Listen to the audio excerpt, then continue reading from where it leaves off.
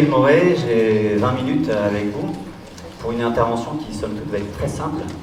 Vous dire, à vous, à chacun d'entre vous, que vous êtes extraordinaire. Et j'espère qu'à la fin de mes 20 minutes, eh bien, j'aurai pu vous dire et peut-être même vous le démontrer. Et puis, ce sera d'autant plus simple pour moi que je vais vous raconter quelque chose que je connais très bien. En toute humilité, je vais vous parler de ma vie.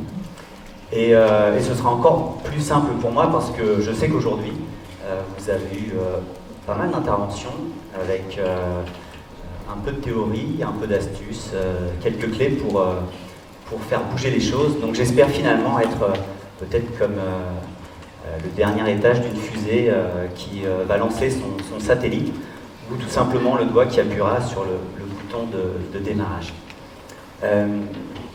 Merci Christian pour cette petite présentation. Vous ne me connaissez peut-être pas. Malgré tout, je suis un sportif qui a près de 20 ans de compétition derrière lui.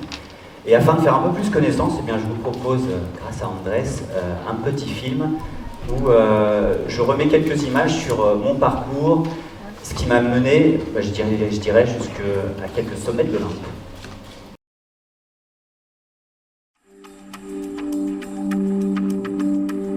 L'assaut de la victoire signé Cyril Moret. Eh bien, il y a une médaille d'or en épée individuelle. L'escrime français, après 2 médailles de bronze grâce à Patricia Picot et l'épée féminine par équipe, a savouré. Moi, je suis un gamin qui a toujours été bercé par la beauté des jeux.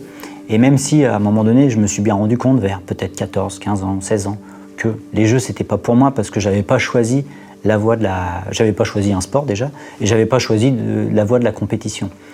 Pour autant, j'ai été bercé par ça, par les prouesses de Carl Lewis notamment, qui faisait partie, moi, de mes idoles à l'époque.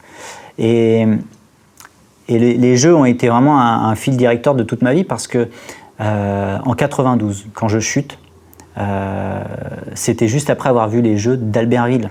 Quand je fais mon saut en pensant à Fabrice Guy, jeune champion olympique de combiné nordique à Albertville en 92. Et quand après je suis à l'hosto, je suis en rééducation, on me propose de faire un défi complètement fou. Andy valide, avec qui on a fait un relais de Narbonne à Barcelone pour aller sur le site des Jeux olympiques, enfin là en l'occurrence des Jeux paralympiques de Barcelone 92. Donc 6 mois après mon accident, eh ben, j'étais déjà embarqué dans un truc, une aventure humaine, et comme par hasard, ça se déroulait sur le site des Jeux. Et donc très tôt, sans doute, c'est mon deuxième effet qui se coule, j'ai été frappé par la magie des Jeux. On arrive donc avec ce relais à Barcelone, au stade Montjuïc, plein à craquer, et la première compète à laquelle j'assiste, c'est 100 mètres fauteuil. Gagné par un Français, accessoirement. Et ce qui m'a vraiment fait chaud au cœur, c'est de voir toute l'ambiance. Le stade était plein à craquer. Un public qui est en osmose complète avec les sportifs, avec le gagnant, qui lui offre une hall sur 2 étages. Et quand je vois ça, je fais waouh, mais les Jeux paralympiques, c'est les Jeux olympiques, c'est pareil quoi. Je dirais qu'il y a quelque chose qui est né là. Et quand effectivement, avec l'escrime, j'ai eu l'occasion de progresser, et qu'un jour mon maître d'armes a dit à un entraîneur, va lui donner la leçon et il va aller au jeu. Je trouvais ça assez bizarre, mais j'ai fait waouh, ah ouais, c'est possible ça, et j'ai tout fait pour, et c'est arrivé. Et du coup, 4 ans après, je participais à mes premiers Jeux, donc c'était à Atlanta en 96. Et donc, le cheminement ne s'est pas arrêté jusque là, Sochi 2014.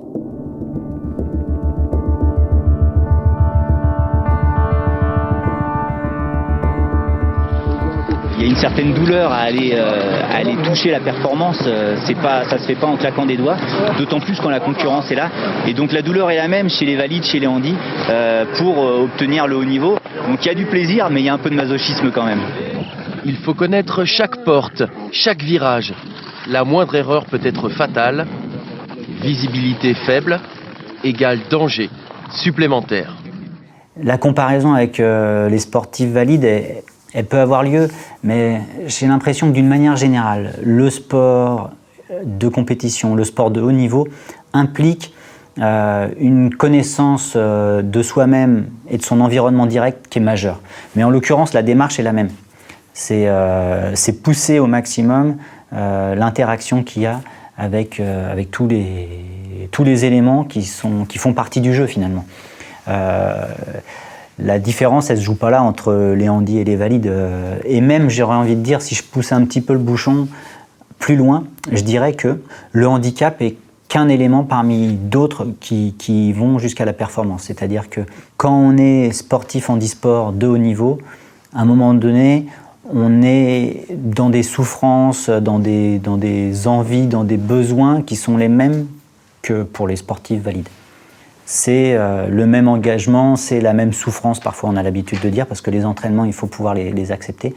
Et le handicap, c'est qu'une partie de tout ça, qui parfois rend pas les choses plus simples, mais quand on est dans notre démarche, on se dit pas « Ah, je suis un handicapé en train de faire du sport ». C'est plutôt « Il faut que je trouve le moyen d'aller plus loin, de trouver la performance et de me dépasser éventuellement ».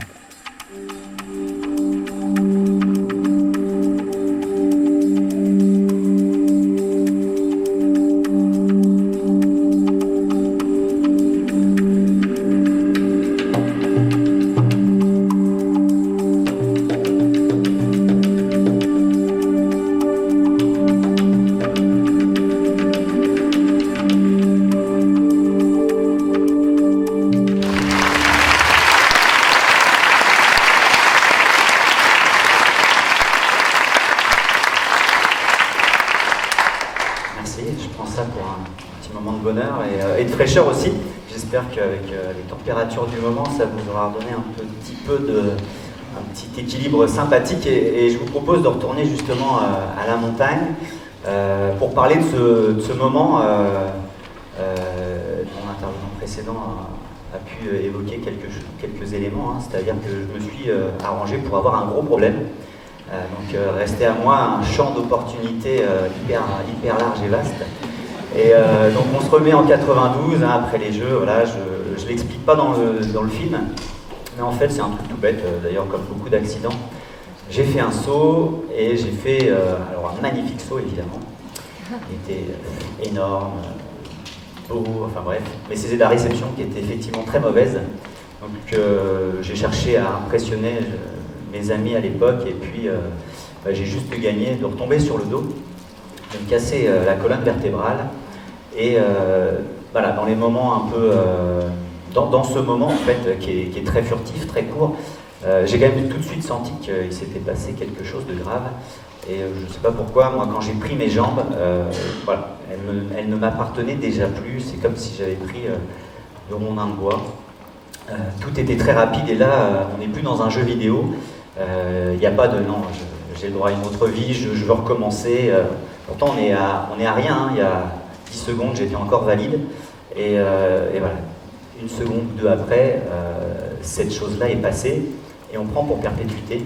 Il n'y a pas en tout cas pas encore aujourd'hui, de solution pour ça, alors qu'il s'agit juste, et donc je fais un appel peut-être aujourd'hui ici, ce petit câble-là qui s'appelle la moelle épinière, qu'on sait changer en électricité, ben pourquoi pas réussir à trouver un outil de remplacement. Alors je ne sais pas si c'est la bonne question, mais en tout cas moi c'est mon vrai problème, enfin un de mes problèmes, et je serais ravi que celui-ci puisse être solutionné. Alors bien sûr je ne serai peut-être plus devant vous après, mais j'en prendrai mon parti. Et donc me voilà allongé dans la neige en train d'attendre les secours et mon premier baptême d'hélicoptère.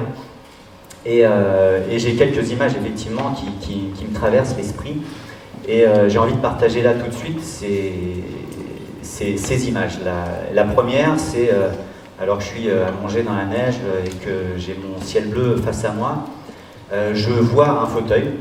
Alors il ressemble à celui que je présente actuellement devant vous là, mais c'est pas vraiment celui-là. Mais c'est un fauteuil, il est là, mais pour autant je sais pas exactement comment il fonctionne, à quoi il ressemble, qu'est-ce qui va.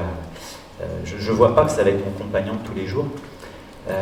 Et la deuxième image que j'ai, peut-être un peu plus tard, mais elle arrive assez rapidement malgré tout, c'est cette image de moi en train d'être enfin plutôt, je suis enfermé dans une pièce plutôt sombre, et je me vois avec à la main une télécommande, et pour seule activité, de zapper sur une télé.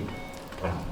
Et j'aurais tendance à dire que dans tout ce qui m'est arrivé là en quelques temps, que ce soit juste la chute ou les premiers soins, les premières opérations, finalement, même le diagnostic de ce que j'avais, finalement l'élément le plus dur, qui était mentalement le plus dur, c'était de me dire que le restant de ma vie, j'allais me retrouver à rien faire devant la télé. Et je pense que pour tout un chacun, ça peut être une vision d'horreur. Ça l'était peut-être d'autant plus pour moi, parce que jusque-là, de toute mon enfance, toute mon adolescence, j'ai toujours beaucoup aimé bouger. Et donc on va faire un petit retour en arrière sur qui j'étais, parce que ça m'a aidé à mieux comprendre qui je pouvais devenir. Et en fait, voilà, moi je sais que je bougeais tout le temps, j'arrêtais pas, j'aimais le sport, et je n'avais pas forcément conscience de ça. J'étais pas d'ailleurs un vrai sportif, dans ce sens où je faisais pas de compétition. Mais tous les soirs de la semaine, que j'étais au collège ou au lycée, eh bien je pratiquais des sports, sans forcément m'en rendre bien compte, et ils étaient différents d'ailleurs, et je faisais du badminton, de la natation, de la course à pied, du vélo, du volley, et selon les saisons, du hockey sur glace, où j'allais faire du skimboard au Havre. Bref, voilà, plein de choses très variées, et qui sans doute étaient un exutoire pour moi, un exutoire physique. J'avais besoin de me dépenser. J'avais aussi besoin de me sentir bien après m'être dépensé, et puis certainement, c'est peut-être là où j'aurais été bon en surf, un moyen de m'échapper, de me laisser emporter par une vague. En gros, j'avais pas envie de faire mes devoirs, quoi. Et donc, dès que je pouvais partir, m'évader, ben, je le faisais. Et c'est important que je vous dise ça, que j'avais pas envie de faire mes devoirs, parce que finalement, bien que ma mère était instite et mon père un cadre de la fonction publique, eh bien j'étais ce qu'on pouvait quand même appeler un cancre. Et je m'en débrouillais plutôt pas mal avec vraiment ma note maximale à 12, et quand je m'en sortais bien c'était 10, mais parfois j'étais quand même un peu en dessous. Et effectivement, quand parfois je me mettais à bosser, je pouvais espérer plus. Sur certaines matières, même en bossant, ça ne fonctionnait quand même pas. Mais j'aime à me rappeler, parce qu'aujourd'hui je m'en sens un petit peu plus loin, mais qu'à une époque, effectivement, si on avait demandé l'avis de mes professeurs, la case cancre aurait été cochée plus d'une fois. Et ça va être intéressant de regarder un peu plus loin après pour voir qu'est devenu ce cancre. Donc c'était mon petit retour arrière. Je vous ramène maintenant, j'en parlais dans la vidéo, à cette période un peu charnière qu'est le centre de rééducation. Dans le centre de rééducation où j'étais, c'était à Garches, pas très loin d'ici, où j'étais invité à passer les quelques périodes initiatiques, j'ai découvert le métier de personnes handicapées, de personnes en fauteuil roulant. Il ne faut pas avoir peur des mots, il faut plutôt s'appliquer à trouver des bonnes solutions et à faire en sorte que sa vie soit le moins dure possible. Moi, vous l'aurez compris, le schéma que je pouvais avoir à l'époque de mon accident n'avait plus aucune raison d'être. Alors ça tombe bien, j'étais dans l'année du bac et j'étais pas sûr de l'avoir, et je savais pas du tout ce que j'allais faire après. Donc d'une certaine façon, ça n'a pas compromis énormément de projets. Malgré tout, il y avait quand même des choses à appréhender et des choses à mettre en place. L'avantage dans ce genre de situation, c'est que vous ne décidez de rien, au moins dans les premiers temps. Vous êtes un, je ne sais pas comment je pourrais dire ça, mais un élément humain, mais dont on ne s'interroge pas de savoir tellement ce qu'il pense et ce qu'il souhaite faire. Il y a des protocoles, on applique ça, et c'est après seulement que l'interaction peut à nouveau démarrer. Et moi j'ai cherché à l'intégrer le plus vite possible avec cette idée que j'arriverai à marcher. Alors aujourd'hui vous voyez que ce problème-là n'a pas été résolu. Je me présente à vous presque au maximum de mes forces, avec voilà, si j'étais sur mes jambes, je serais encore en train d'arriver, en train d'essayer d'arriver.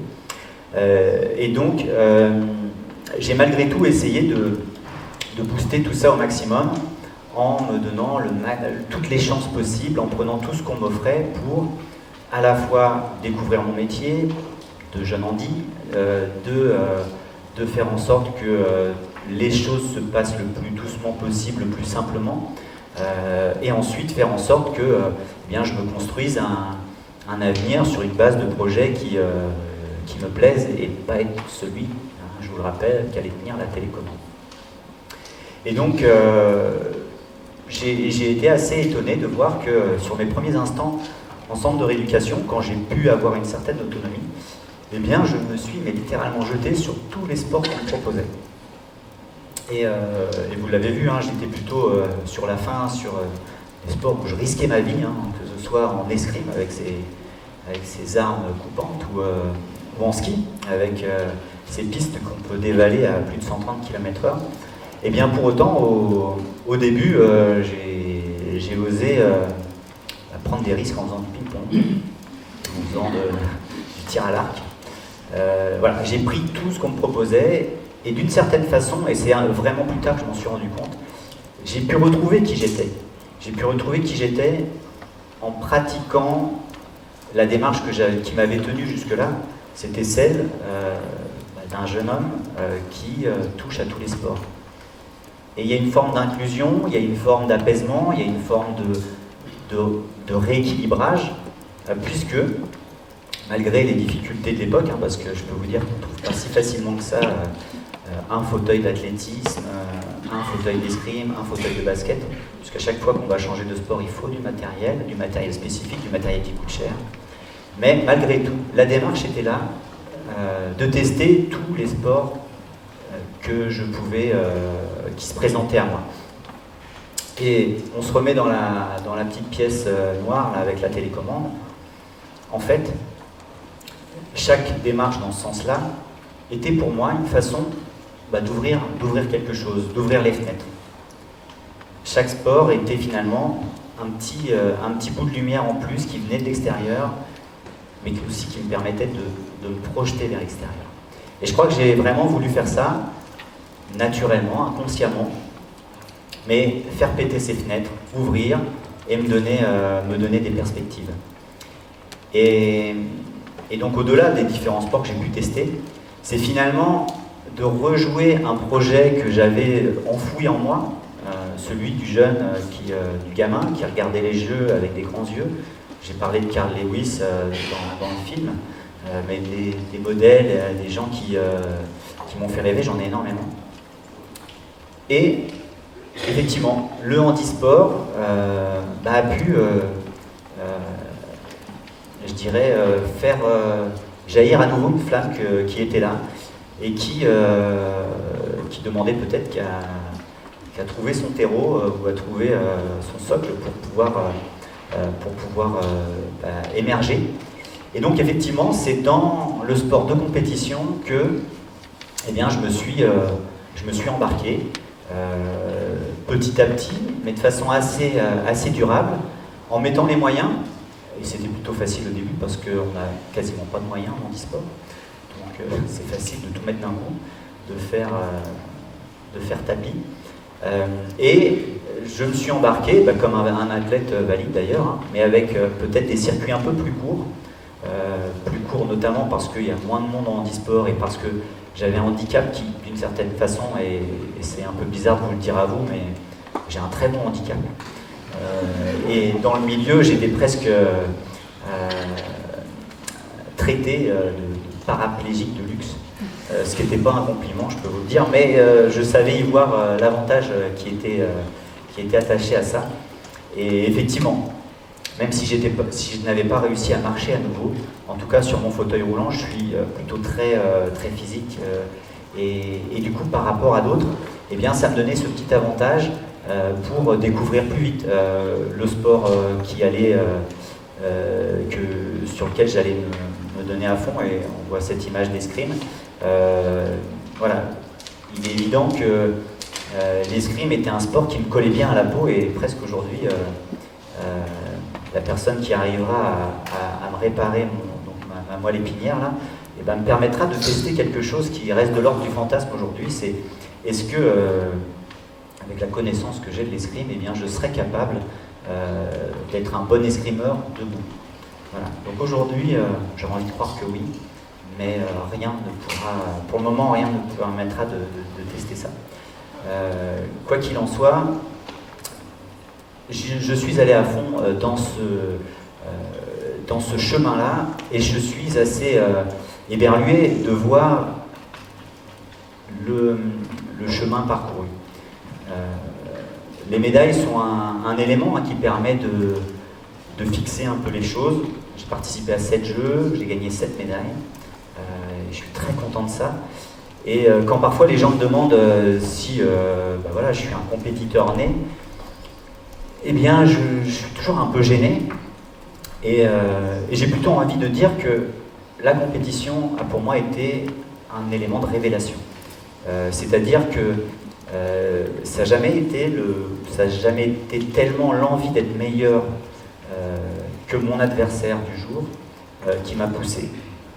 Ça va vous paraître peut-être un petit peu trop policé comme présentation, mais c'est plutôt le combat avec moi-même, le combat sur moi-même.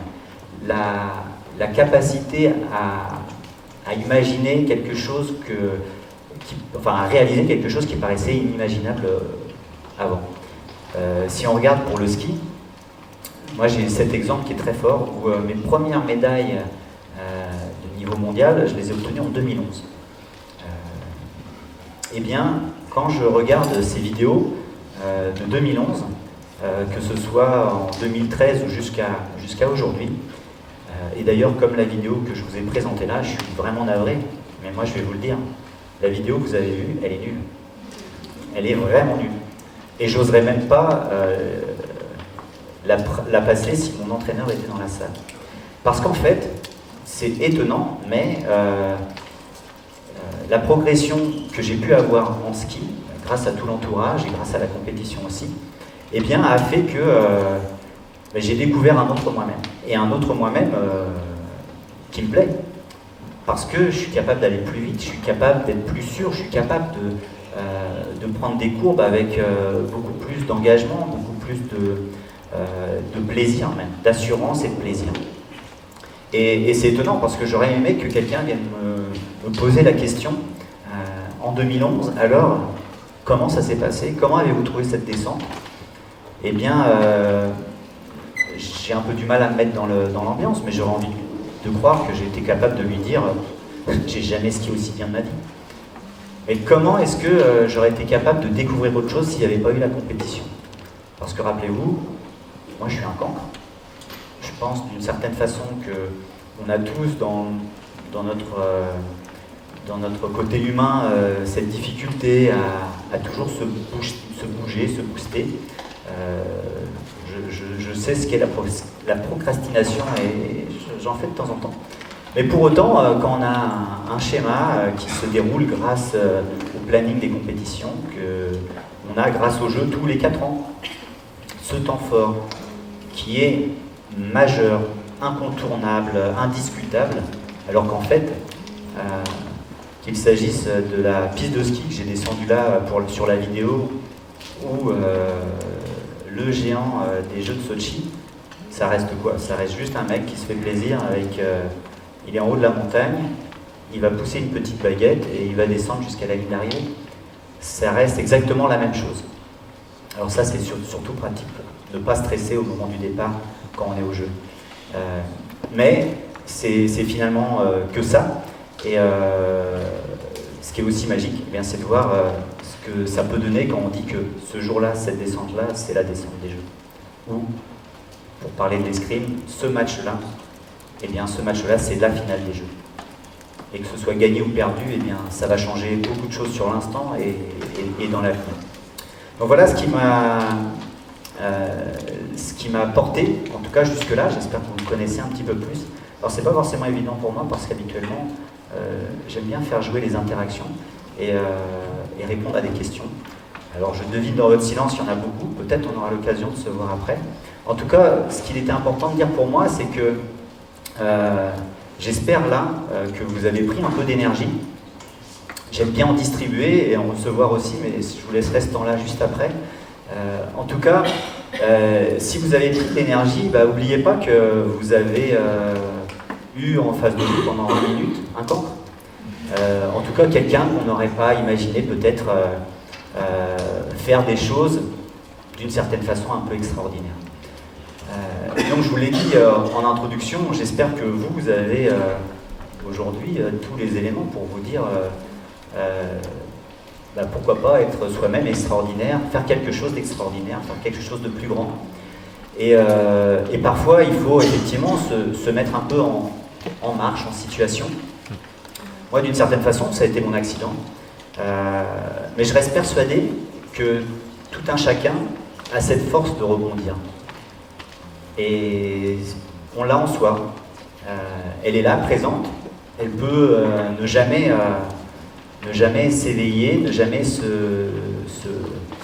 montrer, mais je crois que chacun a aussi cette faculté de se bouger et de faire en sorte qu'elle prenne toute sa place. Et donc finalement mon intervention était là pour vous dire n'attendez pas un accident, quelque chose de dramatique, n'attendez pas d'avoir un problème forcément pour vous créer de grandes opportunités. N'hésitez pas à appuyer sur le bouton et prendre votre avenir en main et de le rendre meilleur pour vous et pour les autres. Et je vous remercie.